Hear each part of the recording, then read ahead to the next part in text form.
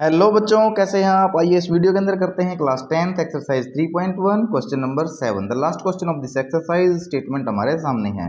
Draw the graphs of equations x minus Y plus 1 is equal to 0 and 3x plus 2y minus 12 is equal to 0। हमारे को दो linear equations given है, उनका हमको क्या draw करना है, ग्राफ। और पिछले क्वेश्चंस में वो हम करते भी आए हैं। चलिए अब हम देखेंगे कैसे करना है। उसने खुद ही बोल दिया कि हमको ग्राफ को क्या करना है, ड्रॉ करना है।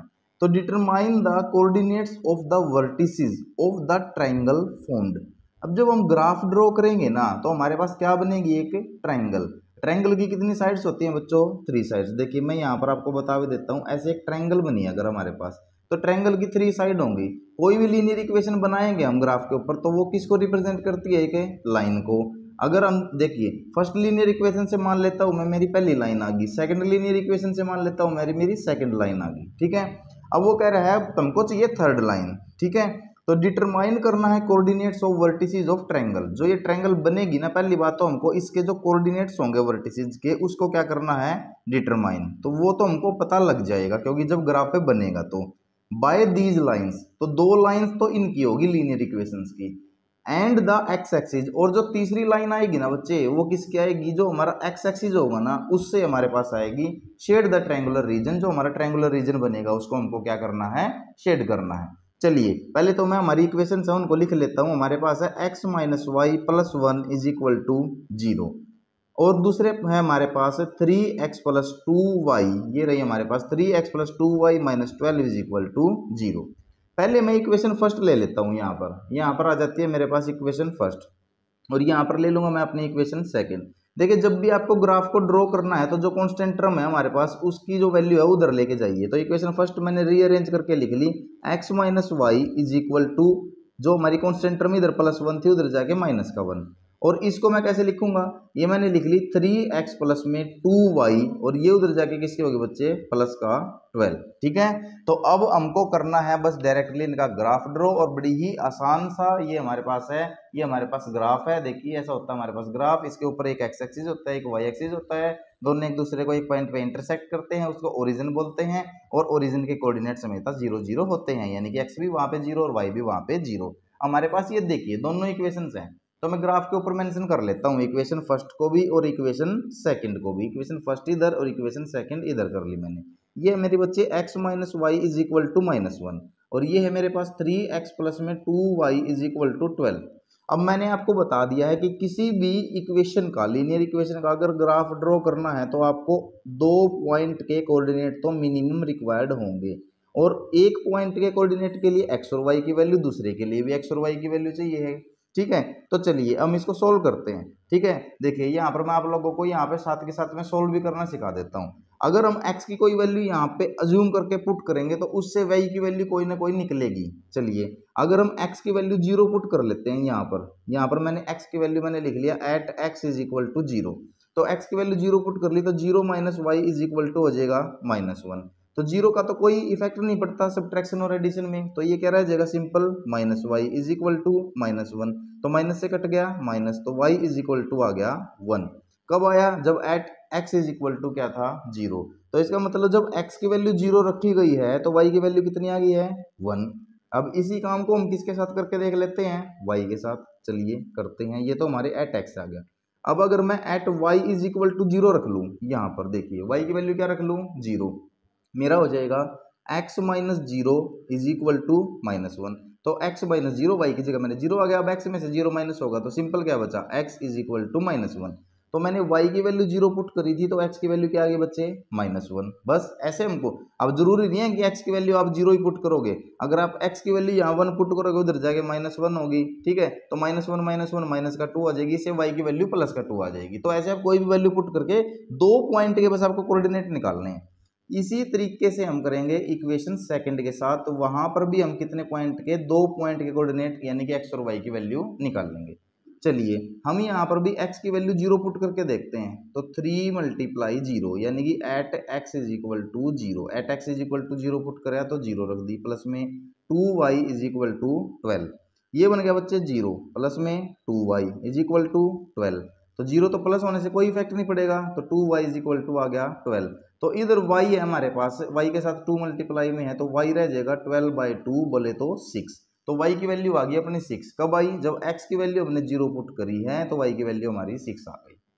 इसी तरीके से हम एट y0 पुट करके देख लेंगे। चलो y भी आपको सामने 0 पुट करके दिखा देते हैं। तो at y is equal to 0, तो 3x तो एज इट इज, यहाँ तो कोई फर्क नहीं पड़ेगा, प्लस में 2 मल्टीप्लाई y की वैल्यू कितनी रख ली 0 इज इक्वल टू 12। तो 3x प्लस में 2 मल्टीप्लाई 0 0 इज इक्वल टू 12। तो 3x प्लस 0 कितना रहेगा 3x इज इक्वल टू 12। तो 3 मल्टीप्लाई में है तो उधर जाके कितना हो जाएगा डिवाइड में, तो 12 बाय में 3, तो 12/3, 3 वन जा 3, 3 4 जा 12। तो x की वैल्यू कितनी आ गई 4। कब आई x की वैल्यू 4? जब y की वैल्यू हमने 0 रखी। जब हमने y की वैल्यू 0 रखी तो x की वैल्यू कितनी आ गई हमारे पास है 4। बस अब ग्राफ के ऊपर हमारे पास ये पॉइंट निकल गए हैं बच्चों, ये देखिए ग्राफ के ऊपर आपके ये पॉइंट निकल गए। अब इनसे आपको क्या करना है, ग्राफ को ड्रॉ करना है। चलिए करते हैं, यहाँ पर आते हैं। x फर्स्ट पॉइंट के जो हमारे कोऑर्डिनेट हैं वो है x0 y1। तो हम पहले चलते हैं ओरिजिन पे, यानी कि 0 0 पे। तो x0, तो x0 तो ओरिजिन पे ही रहता है ना, राइट में जाएंगे ना ही लेफ्ट में जाएंगे, यहीं रहेंगे।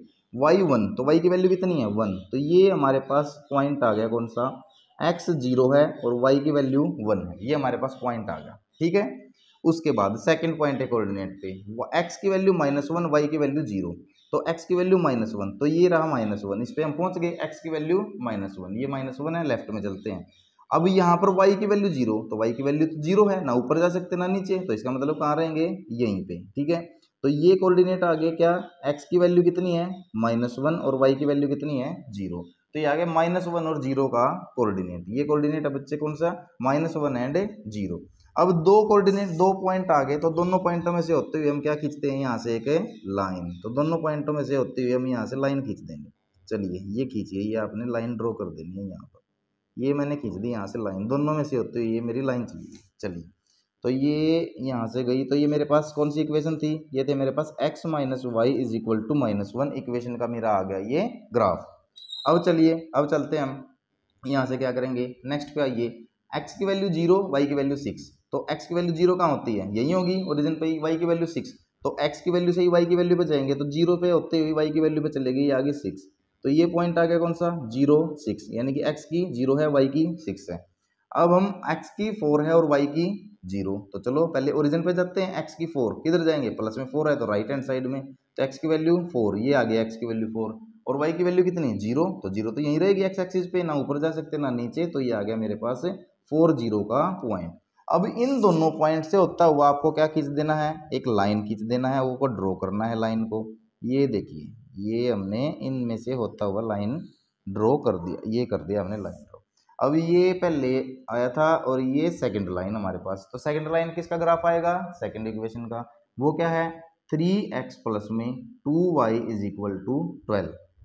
फाइनली हमको क्या निकालना है, देखिए हमने ग्राफ तो ड्रॉ कर दिया। अब उसने क्वेश्चन में बोला भी क्या था, ये हमारे पास है क्वेश्चन में उसने बोला था कि draw the graph of equation x minus Y plus 1। तो x minus Y plus 1 equation का ये ग्राफ आ गया, 3x plus 2y is equal to 12 का ये ग्राफ आ गया। दोनों ने एक दूसरे को इंटरसेक्ट कर दिया किस पॉइंट पे, इस पॉइंट पे, ये रहा।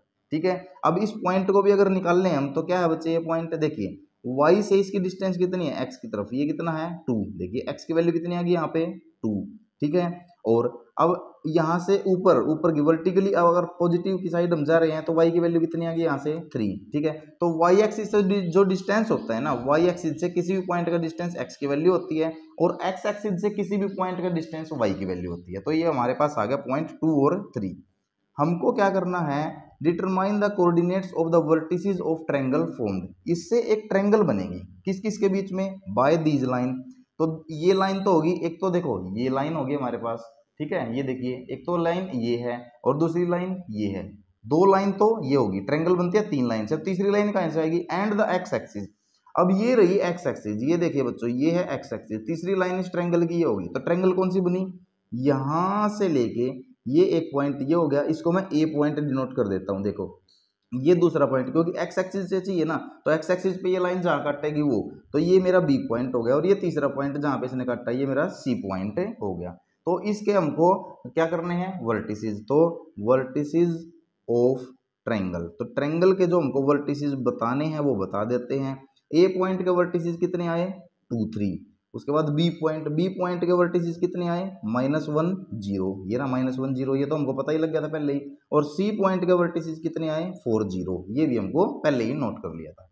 उसके बाद उसने क्या बोला है शेड द ट्रायंगुलर रीजन। जो ट्रायंगुलर रीजन आया है ये देखिए, ये हमारे पास जो ट्रायंगल वाला रीजन है इसको हमको क्या करना है शेड करना है। तो चलिए इसको मैं शेड कर देता हूं। तो रेड कलर से मैं इसको शेड करके आप लोगों को दिखा भी देता हूं। चलो ये रहा, यहाँ पर हम इसको शेड कर देते हैं ट्रायंगुलर रीजन को, ताकि बिल्कुल आपको एग्जैक्ट दिख जाए, क्लियर हो जाए। हमने शेड करना है ट्रायंगुलर रीजन को। ये रहा बच्चे हमारा ट्रायंगुलर रीजन, ये बिल्कुल आपके सामने अलग से ही निखर के आ जाएगा कि आपको पता लग जाएगा कि आपका ट्रायंगुलर रीजन दो लाइंस और एक्स एक्सिस के बीच में जो ट्रायंगुलर रीजन है वो हमको दिखाना था। ये देखिए ये बिल्कुल कितना अच्छा हमारा ग्राफ बना है, एक एक वैल्यू एग्जैक्ट हमारी शो हुई है। दो इक्वेशन थी, एक इक्वेशन ये रही, दूसरी इक्वेशन ये रही, दोनों से हमने क्या किया इंटरसेक्टिंग लाइन आई, एक्स एक्सिस के साथ में उन्होंने एक ट्रायंगुलर रीजन बनाया। ट्रायंगल के 3 वर्टिसेस होते हैं, ये रहा ये रहा ये रहा, तीनों को एबीसी नाम देके उनके वर्टिसेस भी कोऑर्डिनेट्स हमने उनको बता दिए। बिल्कुल डिटेल में ये क्वेश्चन था बच्चों। कोई भी दिक्कत है डाउट है तो बताइए, कमेंट बॉक्स के अंदर कमेंट कीजिए। अदरवाइज वीडियो को बहुत सारा प्यार दीजिए, ढेर सारा शेयर कीजिए, लाइक कीजिए, और अगर नए हैं तो सब्सक्राइब करना ना भूलें with bell icon. Thank you so much, thanks for watching this video. मिलते हैं नेक्स्ट वीडियो में नेक्स्ट एक्सरसाइज के साथ।